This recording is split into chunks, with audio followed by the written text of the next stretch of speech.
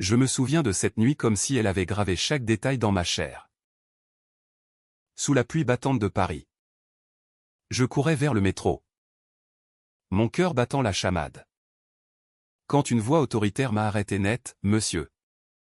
Vos papiers. » Mais ce n'était pas pour mes papiers qu'il m'avait interpellé, c'était pour sauver ma vie. Ou du moins. Pour la bouleverser à jamais. Dans l'ombre des rues humides. Cet homme en uniforme. Thomas. A vu en moi non un suspect. Mais un reflet de sa propre solitude cachée.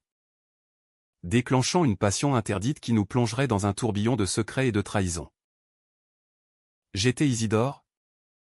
Un jeune professeur de littérature à la Sorbonne. Originaire de Provence. Venu à Paris pour fuir un passé familial étouffant. Ma vie était un équilibre précaire entre les cours sur Baudelaire et les soirées solitaires dans mon petit appartement du Marais. Ce soir-là. Le 15 octobre. Je rentrais d'une conférence sur les poètes maudits. Mon manteau trempé collant à ma peau. La ville bruissait de son agitation habituelle, klaxons lointains. Rires étouffés des cafés. Et cette odeur de bitume mouillé qui imprègne tout. J'avais pressé le pas. Évitant les flaques. Quand la silhouette d'un policier a émergé d'une ruelle adjacente. Grand. Imposant. Avec des yeux bleus perçants sous sa casquette. Il m'a barré le chemin. Monsieur. Arrêtez-vous. A-t-il ordonné. Sa voix ferme mais teintée d'une urgence inhabituelle. Je me suis figé. Fouillant dans ma poche pour mon portefeuille. Mais il a secoué la tête. Non. Pas ça. Vous êtes en danger. Suivez-moi. Ces mots m'ont glacé. En danger? Moi. Un simple enseignant? Avant que je puisse protester. Il m'a saisi par le bras et m'a entraîné dans une impasse obscure. Là. Sous l'abri précaire d'un porche. Il m'a expliqué, un groupe d'hommes suspects rôdait dans le quartier. Ciblant des personnes comme moi ou des hommes seuls. À l'allure discrète. Qu'il soupçonnait d'être. Différent. Thomas. Ce policier en patrouille. Avait intercepté une conversation radio et décidé d'intervenir personnellement. Au début. Je l'ai pris pour un paranoïaque. Pourquoi moi, ai-je murmuré. Mon souffle court. Il a hésité. Ses yeux scrutant les miens avec une intensité qui m'a désarmé.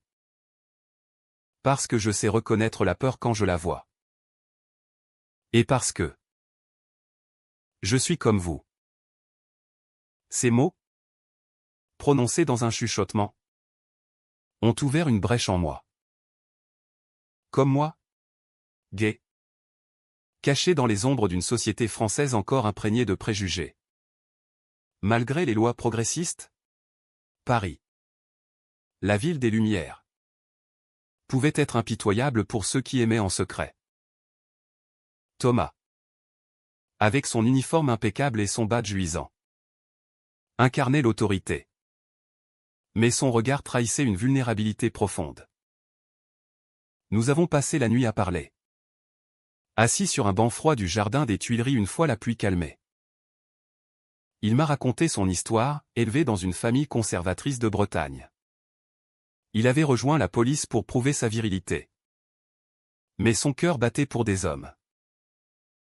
Des relations furtives. Des regrets amers. Moi. Je lui ai confié mon exil de Provence.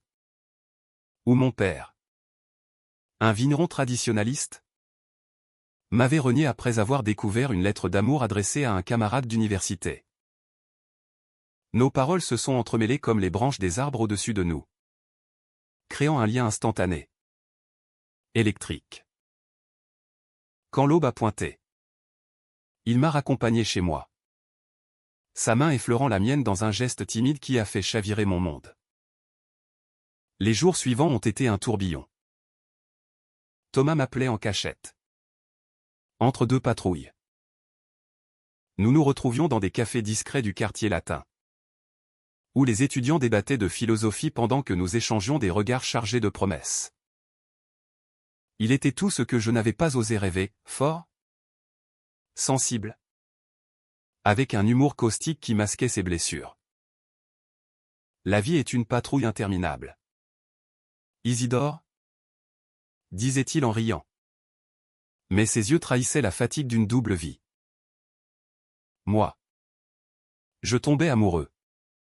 Follement, ignorant les nuages qui s'amoncelaient. Pourtant, des signes d'alerte clignotaient. Thomas évitait les questions sur sa vie privée, changeant de sujet quand je mentionnais sa famille.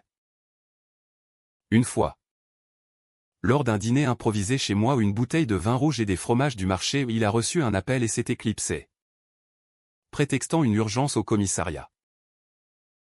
Je n'ai pas insisté, trop ébloui par cette passion naissante.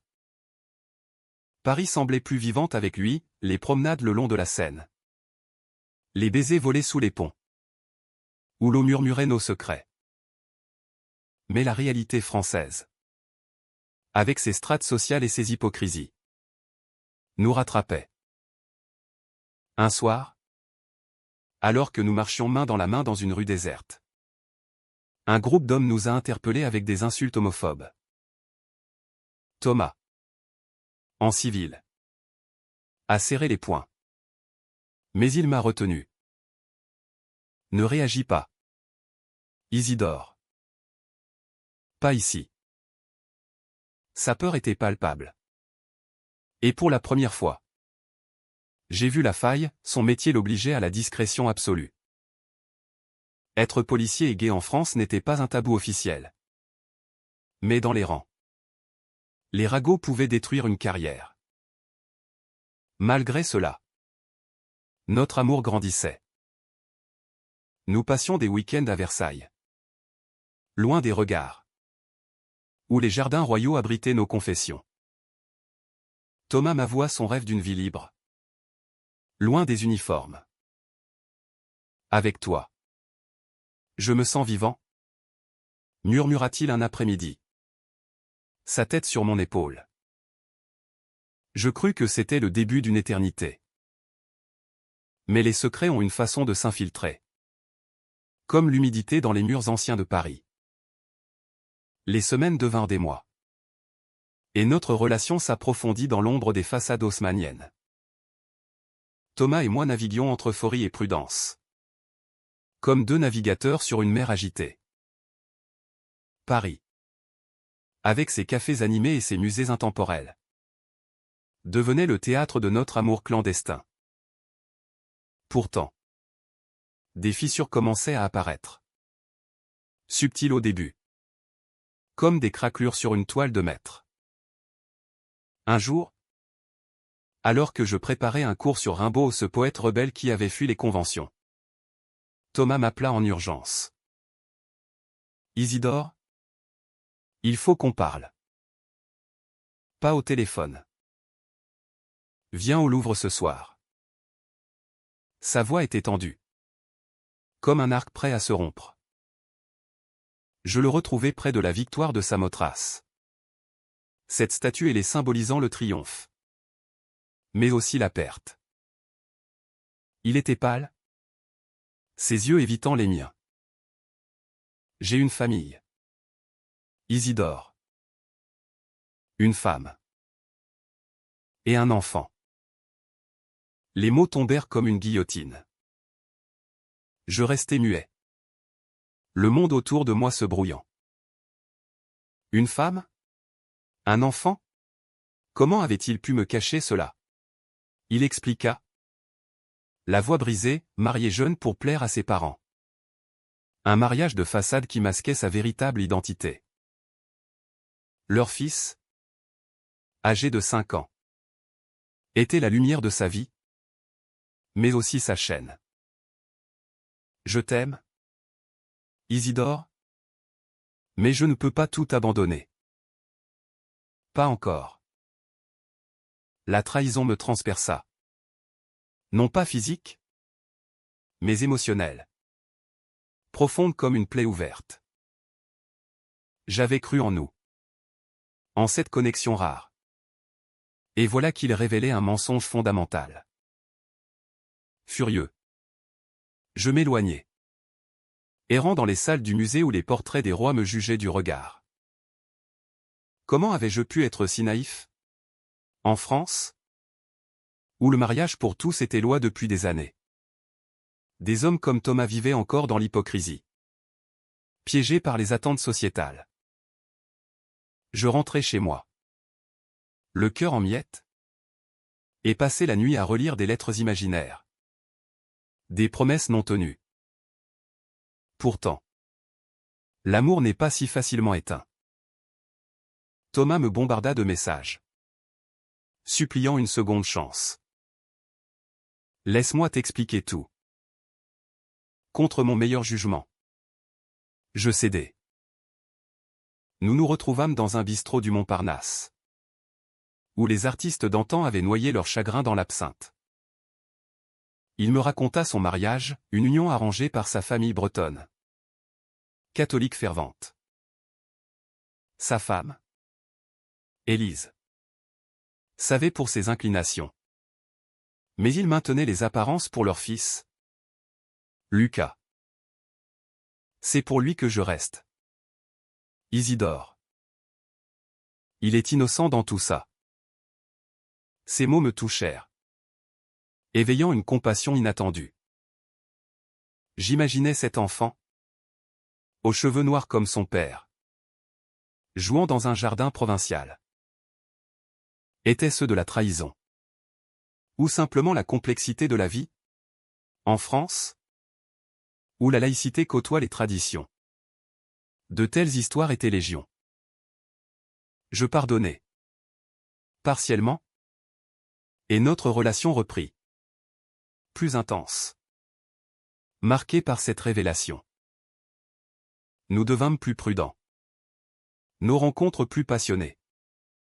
Comme si le danger amplifiait nos sentiments. Mais les conflits s'accumulaient.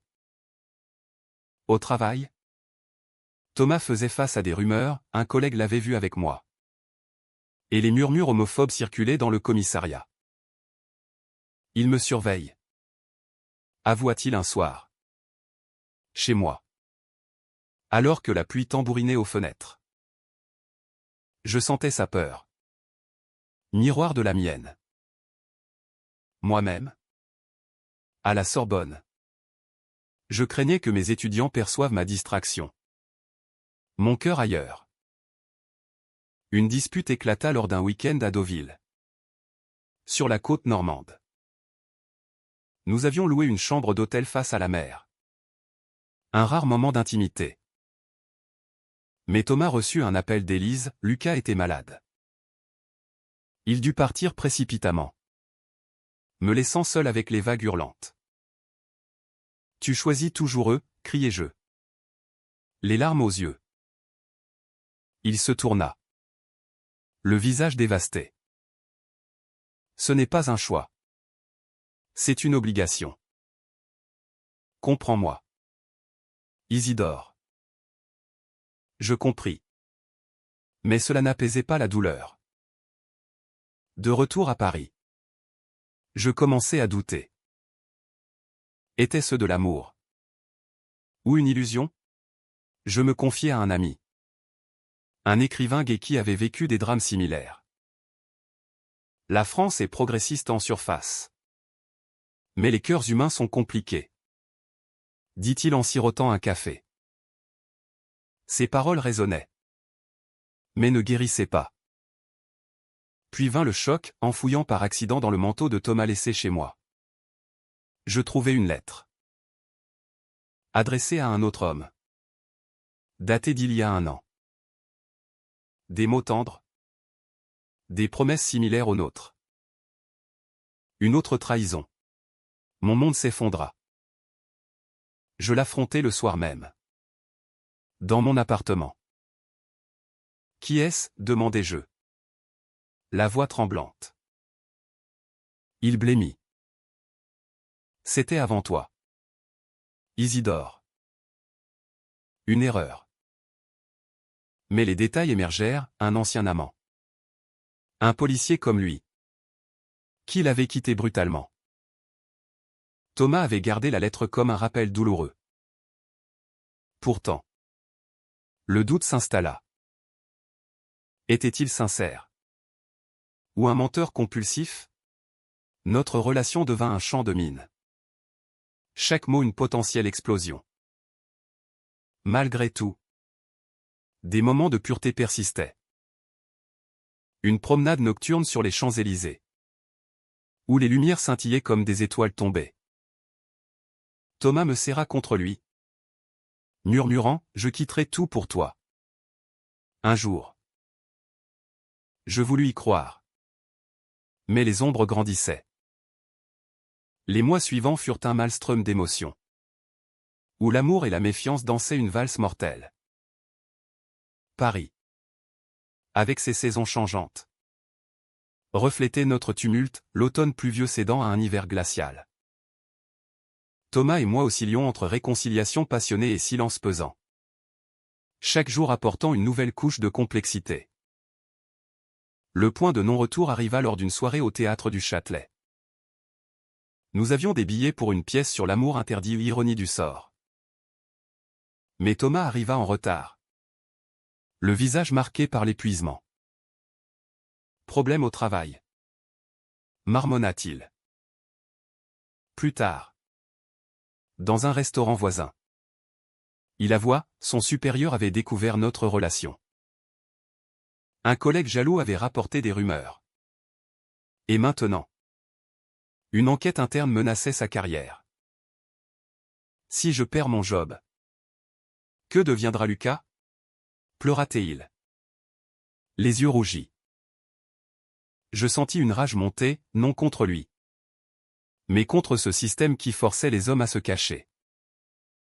En France, pays des droits de l'homme, l'homophobie persistait dans les institutions. Je proposai de l'aider, de témoigner si besoin. Mais il refusa. Ça empirerait tout. Reste en dehors de ça. Son rejet me blessa profondément. Comme si j'étais un secret honteux. Puis, la trahison suprême, je découvris qu'il avait rencontré son ex-amant. Par hasard? En marchant près du commissariat. Je les vis ensemble. Riant dans un café. Mon cœur se brisa. Était-ce une récidive? Je rentrai. Anéanti. Et l'affrontai par message. Sa réponse fut immédiate, ce n'est pas ce que tu crois. Il m'aide pour l'enquête. Mais le doute était semé. Fertile comme les jardins du Luxembourg au printemps. Une dispute explosive suivit. Chez moi. Sous les toits mansardés. Nous hurlâmes nos frustrations. Tu me mens depuis le début, accusai-je. Il riposta, et toi? Tu exiges tout sans comprendre mes chaînes. Les mots volèrent. Acérés comme des poignards. Pour la première fois. Je vis sa colère brute. Reflet de sa propre tourmente intérieure. Thomas. Cet homme fort s'effondra en larmes. Avouant sa peur viscérale d'abandonner sa famille. J'aime Lucas plus que tout. Et toi? Toi. Tu es ma liberté. Cette dualité me déchira, comment aimer quelqu'un piégé ainsi? Nous nous séparâmes cette nuit-là. Moi errant dans les rues de Saint-Germain-des-Prés. Où les librairies fermées semblaient moquer mes illusions romantiques. Je repensais à notre rencontre initiale, ce policier qui m'avait sauvé. Non d'un danger physique. Mais d'une solitude plus profonde. Était-ce le destin? Ou une cruelle farce? Les jours suivants furent un purgatoire. Thomas tenta de me reconquérir avec des gestes tendres, des fleurs livrées à la Sorbonne. Des lettres poétiques évoquant Verlaine et Rimbaud. Je résistais, mais mon cœur faiblissait. Un soir, Il apparut à ma porte. Trempé par une averse soudaine. Je divorce? Isidore. Pour nous. Ces mots me stupéfièrent. Était-ce vrai? Il expliqua, après notre dispute. Il avait confronté Élise. Révélant tout. Elle, compréhensive, avait accepté une séparation amiable. Pour le bien de Lucas. La joie m'envahit. Mais tempérée par la prudence. Et ton travail, demandai-je. Il sourit tristement, je risque une mutation. Mais je m'en fous. Toi. C'est tout ce qui compte. Nous nous embrassâmes. Un baiser chargé de promesses renouvelées. Paris semblait conspirer en notre faveur, le soleil perçant les nuages. Les oiseaux chantant sur les balcons. Pourtant, les complications surgirent. L'ex-amant de Thomas, jaloux, menaça de révéler des détails intimes au commissariat. Une lettre anonyme arriva chez moi, accusant Thomas d'infidélité multiple. Était-ce vrai? Je l'interrogeai. Et il jura son innocence. C'est une vengeance?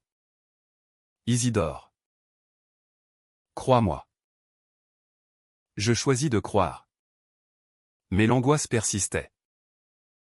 Au milieu de ce chaos, des moments de sérénité, un pique-nique au bois de Boulogne. Où nous parlions d'avenir. Thomas rêvait d'une vie à la campagne.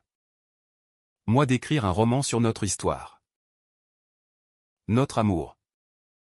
Forgé dans l'adversité. Gagné en profondeur. Mais le destin frappa, lors d'une patrouille. Thomas fut impliqué dans une altercation. Blessé légèrement, il m'appela de l'hôpital. Viens. S'il te plaît. Je courus. Le trouvant bandé. Mais vivant. Là. Dans la chambre stérile. Il murmura, j'ai failli te perdre sans te dire. Je t'aime plus que tout. Cet incident raviva notre lien. Mais souligna la fragilité de la vie. Le printemps parisien apporta un renouveau. Mais aussi de nouveaux tourments. Thomas entama les procédures de divorce. Un processus ardu en France. Avec ses avocats et ses audiences. Élise, bien que coopérative, exigeait la garde partagée de Lucas. Ce qui compliquait tout. Je veux être un père présent. Insistait Thomas. Et je comprenais. Même si cela signifiait des week-ends sans lui. Les rumeurs au commissariat s'amplifièrent. Thomas fut suspendu temporairement. Accusé de conduite inappropriée. Son ex-amant, révélé comme le dénonciateur, fut interrogé. Mais les dommages étaient faits. Ma carrière est fichue. Gémit-il un soir? Chez moi. Alors que le soleil couchant teignait la Seine en or. Je le consolais. Mais intérieurement, je bouillonnais, comment une société tolérante en théorie pouvait-elle être si cruelle? Une crise majeure éclata quand Lucas apprit la vérité. Lors d'une visite. L'enfant, innocent, demanda, papa. Pourquoi tu ne vis plus avec maman? Thomas, dévasté, me raconta la scène. Les larmes aux yeux. Il est trop jeune pour comprendre. Cela réveilla mes propres démons, mon rejet familial en Provence. Où l'amour homosexuel était vu comme une abomination. Je proposai de rencontrer Lucas. Pour normaliser les choses. Mais Thomas hésita. Pas encore. C'est trop risqué. Cette hésitation raviva mes doutes. Était-il vraiment prêt? Une dispute s'ensuivit. Violente dans ses mots. Tu me caches toujours, accusai-je. Il riposta, et toi? Tu presses sans penser aux conséquences. Nous nous séparâmes en colère. Moi passant la nuit à errer sur les quais, où les bouquinistes vendaient des rêves usés. Le lendemain. Un appel anonyme, Thomas te trompe. Vérifie ces messages. Le cœur battant. Je fouillais son téléphone oublié chez moi. Des textos ambigus avec un inconnu. La trahison confirmée? Je l'affrontais au commissariat, où il attendait sa réintégration. C'est qui? Hurlai-je dans un bureau vide. Il pâlit, un informateur. Rien de plus. Mais les preuves semblaient accablantes. Blessé. Je rompis. C'est fini? Thomas. Je ne peux plus. Il pleura. Suppliant. Mais je partis, le laissant effondrer. Paris devint un labyrinthe de souvenirs douloureux, chaque rue évoquait nos rires passés. Seul. Je me plongeai dans l'écriture, canalisant ma peine en un manuscrit sur l'amour interdit. Mes étudiants remarquèrent mon changement, m'offrant un soutien discret. Un ami me conseilla, l'amour vrai résiste aux tempêtes. Puis, la révélation, elle, informateur, était son ex, manipulant les messages pour nous séparer. Thomas m'envoya des preuves. Une enquête interne le blanchissant. Pardonne-moi. Isidore. J'ai été faible. Ému. Je cédai à une rencontre. Dans un parc du Marais. Sous les cerisiers en fleurs. Il s'agenouilla presque, je quitte la police. Pour nous. Pour une vie honnête. Notre réconciliation fut douce amère. Marquée par des promesses renouvelées. Nous planifiâmes un avenir, un appartement commun. Des voyages en Provence. Lucas nous rencontra enfin. Un petit garçon curieux qui m'accepta avec innocence. Tu es l'ami de papa, demanda-t-il. Thomas sourit, plus que ça. Mais le destin testa notre résolution. Élise, regrettant le divorce, menaça une bataille judiciaire. Pour le bien de Lucas. Argat-elle. Thomas. Déchiré. Dut choisir, sa famille ou moi. Des nuits blanches suivirent, où il pesait les options. Son cœur en balance. L'été enveloppa Paris d'une chaleur étouffante. Miroir de notre tension intérieure. Thomas affronta Élise au tribunal.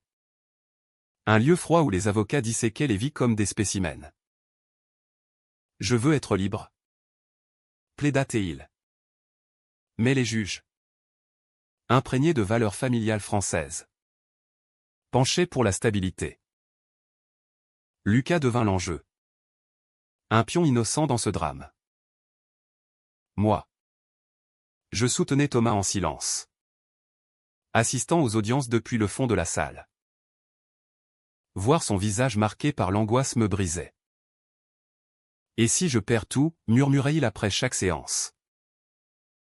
Je répondais, nous reconstruirons. Ensemble. Le verdict tomba, garde partagée. Mais Thomas dut prouver sa stabilité. Il démissionna de la police, optant pour un emploi de sécurité privée. Moins prestigieux mais libérateur. Pour toi. Isidore. Pour nous. Notre amour. Éprouvé. Émergea plus fort, comme un vin vieilli en fût. Nous emménageâmes ensemble dans un appartement du Bastille, où les murs résonnaient de rires neufs. Lucas vint souvent, apprenant à nous connaître. Un jour, il dit, « J'aime quand papa est heureux avec toi. » Ces mots guérirent des blessures profondes. Pourtant, des cicatrices persistaient. L'ex-amant de Thomas tenta une dernière manipulation, envoyant des lettres calomnieuses. Nous les affrontâmes unis, portant plainte. La justice française, lente mais juste, le condamna. Avec le temps, notre histoire devint un témoignage. J'achevai mon roman, inspiré de nous, qui fut publié et acclamé pour sa profondeur humaine. Thomas, libéré, s'épanouit dans une nouvelle vie, aidant des associations LGBT. Un soir, sur les bords de la Seine, sous un ciel étoilé, il me demanda « Veux-tu m'épouser ?» Les larmes aux yeux. J'acceptai. Notre mariage, simple et émouvant. C'est là un chapitre de lutte en une promesse d'avenir. Aujourd'hui, des années plus tard, nous vivons en Provence, où les vignes rappellent mes racines. Lucas, adolescent, nous rend visite, fier de ses deux pères. Notre amour, forgé dans le feu des trahisons et des secrets, enseigne la résilience. Paris reste dans nos cœurs, ville de notre renaissance. La vie n'est pas un conte de fées, mais une odyssée humaine. Et dans cette odyssée, nous avons trouvé la paix.